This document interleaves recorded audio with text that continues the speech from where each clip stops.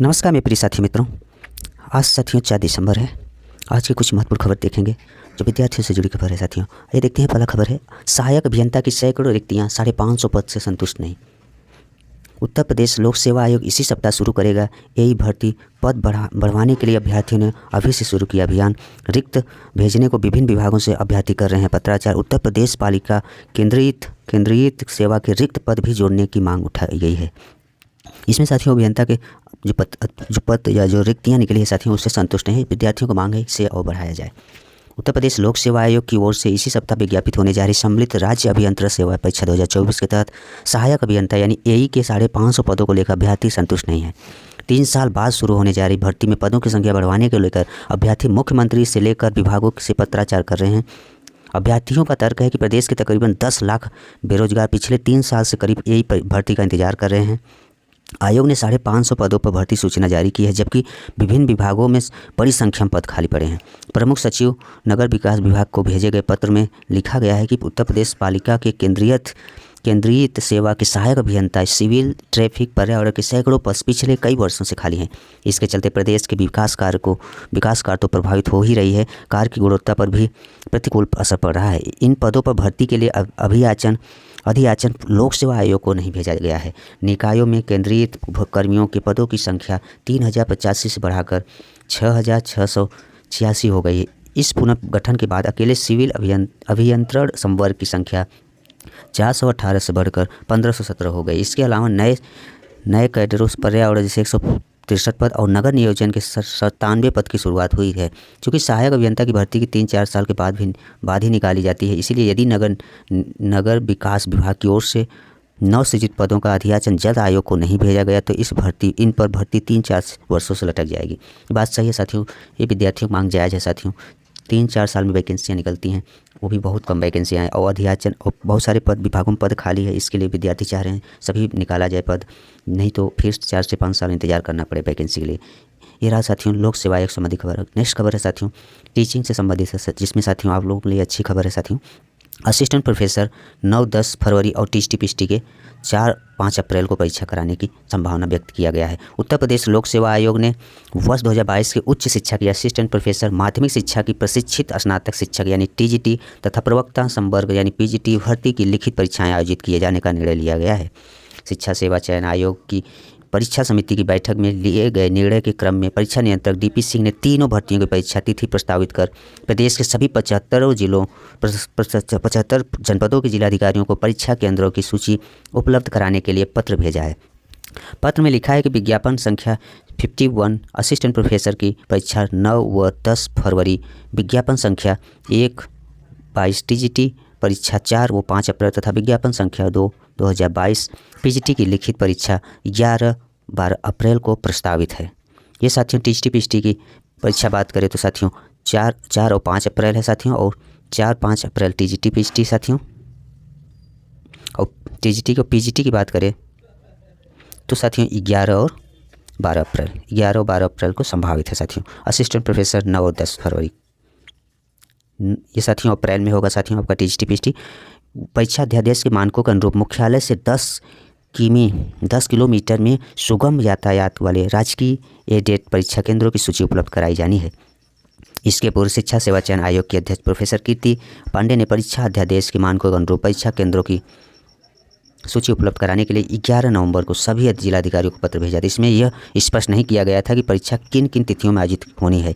ऐसे में परीक्षा समिति में तय किया गया कि तिथि प्रस्तावित करते हुए सभी जिलाधिकारियों को अलग अलग पत्र भेजा जाए। इस क्रम में परीक्षा नियंत्रक ने अलग अलग पत्र भेजा और लिखा है कि जून 2024 के शासनादेश के अनुसार परीक्षा केंद्रों की सूची हार्ड एवं सॉफ्ट कॉपी में आयोग की ईमेल पर या परीक्षा नियंत्रक को संबोधित पत्र द्वारा यथाशीघ्र उपलब्ध कराया जाना आवश्यक है। इसके लिए एक पत्र के साथ प्रारूप भी भेजा है। परीक्षा की समिति की बैठक में कुंभ मेला एवं यूपी बोर्ड अन्य परीक्षाओं की तिथियों को ध्यान में रखकर तिथियां प्रस्तावित की गई है साथियों। इसलिए साथियों टीजीटी पीजीटी और असिस्टेंट प्रोफेसर की परीक्षा तिथि घोषित कर दिया गया है जो संभावित है साथियों। नेक्स्ट खबर देखते हैं। प्रदेश के सभी 75 जिलों में होगी पीसीएस की प्रारंभिक परीक्षा। आयोग में हुई नोडल अफसरों की बैठक तैयारियों को दिया अंतिम रूप। उत्तर प्रदेश लोक सेवा आयोग अगले हफ्ते जारी करेगा अभ्यर्थियों को प्रवेश पत्र। उत्तर प्रदेश पीसीएस प्रारंभिक परीक्षा के 75 जिलों में आयोजित की जाएगी। मंगलवार उत्तर प्रदेश लोक सेवा आयोग ने 75 जिलों में नोडल अफसरों की बैठक बुलाई, जिसमें परीक्षा की तैयारियों को अंतिम रूप दिया गया। आयोग के अगले हफ्ते अभ्यर्थियों को प्रवेश पत्र जारी करेगा और पीसीएस 2024 के तहत 220 पदों पर भर्ती के लिए 5,76,000 अभ्यर्थियों ने आवेदन किया, जिसमें प्रारंभिक परीक्षा 22 दिसंबर को प्रस्तावित है। इस बार केंद्र निर्धारण के नियम सख्त किए जाने से आयोग को एक दिन में परीक्षा कराने के लिए पर्याप्त संख्या में केंद्र नहीं मिल रहे थे।